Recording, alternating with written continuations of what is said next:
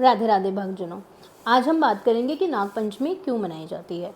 तो हिंदू पौराणिक कथाओं के अनुसार राजा परीक्षित एक बहुत ही न्यायप्रिय और प्रजा के भी बहुत ही प्यारे राजा थे, और उनकी जो गिनती है वो हमारे हिंदू शास्त्रों में एक महान तपस्वी राजा, जो प्रतापी राजा होते थे, उनमें की जाती है। राजा परीक्षित के बारे में आपने भी कहीं ना कहीं, कभी ना कभी, कोई ना कोई कथा, कोई ना कोई बात, कहानी, कहीं ना कहीं उनका नाम ज़रूर सुना होगा। तो जो राजा परीक्षित थे, एक बार क्या होता है कि शिकार करते हुए वो एक जंगल में रास्ता भटक जाते हैं।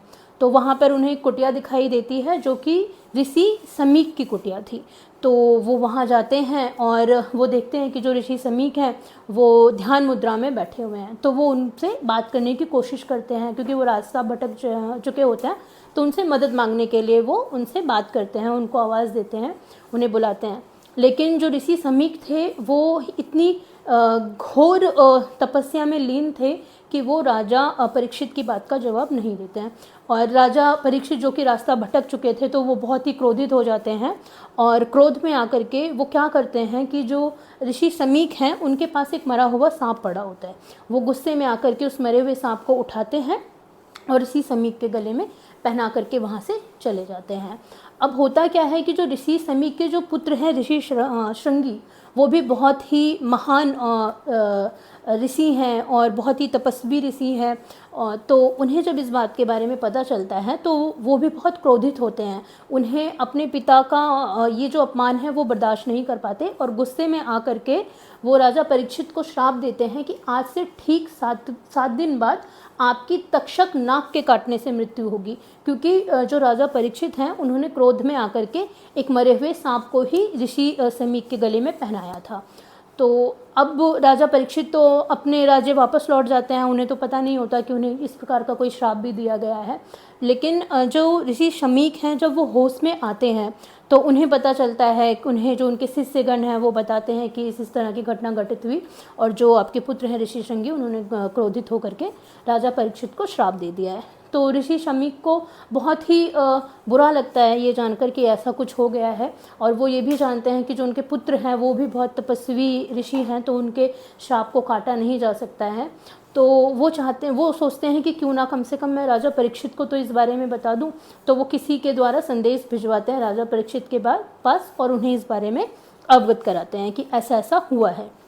जब राजा परीक्षित को ये बात पता चलती है तो उन्हें अपनी गलती का एहसास होता है कि उनसे कितनी बड़ी गलती हुई। उन्होंने जाने अनजाने क्रोध में आकर के एक बहुत ही महान ऋषि का अपमान कर दिया। तो राजा परीक्षित को पता होता है कि अब जो श्राप मिला है इसको तो ख़त्म नहीं किया जा सकता है। तो वो क्या करते हैं कि वो सोचते हैं कि क्योंकि वो विष्णु भगवान जी की पूजा करते थे, उनकी काफ़ी आराधना करते थे। तो वो सभी ऋषियों को बोलते हैं कि मैं जो है ये बाकी बचे जो 7 दिन है मैं इसमें भागवत कथा सुनना चाहता हूँ। और इस प्रकार वो गंगा जी के किनारे, नदी किनारे, गंगा जी के किनारे ही एक किला बनवाते हैं, और वो वहीं पे वो 7 दिन बोलते हैं कि मैं ये 7 दिन इस किले में ही रहूँगा। और वहाँ पे वो पूजा पाठ के कार्यक्रम में अपना जो है लग जाते हैं सभी ऋषियों के साथ कथा सुनने के लिए। तो यहाँ जो है, इधर जो तक्षक नाग हैं उनको पता चलता है कि जो ऋषि श्रृंगी हैं उन्होंने राजा परीक्षित को ऐसा श्राप दे दिया है। और महाभारत में वर्णन है इस बात का कि जिस दिन राजा परीक्षित की मृत्यु होगी उसी दिन से कलयुग का आरंभ हो जाएगा। कलयुग जो है अपने असली प्रारूप में आ जाएगा। उसी राजा परीक्षित की मृत्यु के बाद से ही कलयुग का जन्म होगा। तो जो तक्षक नाग हैं उन्हें पता चल जाता है कि क्योंकि ये तो सब विधि का विधान होता है, तो कि उन्हें पता चल जाता है कि उनको ये जो है कार्य करना है, उन्हें राजा परीक्षित को डसना है। तो जो तक्षक नाग हैं वो देखते हैं कि वो तो वहाँ किले में है, तो वो वहाँ तक कैसे जाएंगे, इतना पहरा है और सब लोग हैं इतने। तो वो क्या करते हैं, ऋषि कश्यप जो हैं, एक उनको वो उन्हीं जो पंडित जी जो रहते हैं, जो वहाँ पे पूजा पाठ में जो लोग रहते हैं, उन्हीं में ही ऋषि कश्यप ही हैं जहाँ तक है उनका नाम, उनको वो भेजते हैं वहाँ पे। वो राजा तक्षक के हैं, वो जो नाग तक्षक हैं उनकी तरफ से ऋषि जो कश्यप है वो वहाँ जाते हैं और एक फलों की टोकरी राजा को देते हैं कि आप इसको जो है आहार लीजिए। तो जो राजा परीक्षित हैं वो एक फल उठाते हैं और उसको जैसे ही खाने के लिए जाते हैं, जो तक्षक नाग हैं वो उसमें एक कीड़े के रूप में उस फल में चले जाते हैं और वो निकलते हैं बाहर और सांप का रूप लेकर के राजा परीक्षित को डस लेते हैं और राजा परीक्षित की वहीं पे मृत्यु हो जाती है। अब राजा परीक्षित की जब मृत्यु होती है तो राजा परीक्षित के 4 पुत्र थे, जिनमें से एक थे जन्मेजय। जब जन्मेजय को इस बात का पता चलता है कि तक्षक नाग के काटने से राजा परीक्षित की मृत्यु हो गई है, उनके पिता की मृत्यु हो गई है, तो वो बहुत क्रोधित होते हैं और वो इस बात का बदला लेने के लिए एक सर्प यज्ञ कराते हैं। वो सर्प यज्ञ इतना बड़ा होता है कि जैसे ही मंत्रों का उच्चारण शुरू होता है, पूरे दुनिया भर के जो नाग देवता हैं, सांप है, नाग नागिन सब आकर के उस यज्ञ में उनकी आहुति होने लगती है। वो स्वयं आते हैं और उस यज्ञ में भस्म हो जाते हैं। और ये यज्ञ जब शुरू होता है तो तक्षक नाग जो हैं वो भी इंद्रदेव के पास पहुंचते हैं और उनसे प्रार्थना करते हैं कि बताइए मैं क्या करूं, और इस प्रकार की जो है परेशानी आन पड़ी है।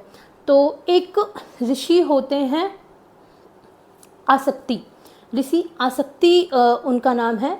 वो एक बालक होते हैं लेकिन बहुत ही ज्ञानी बालक रहते हैं।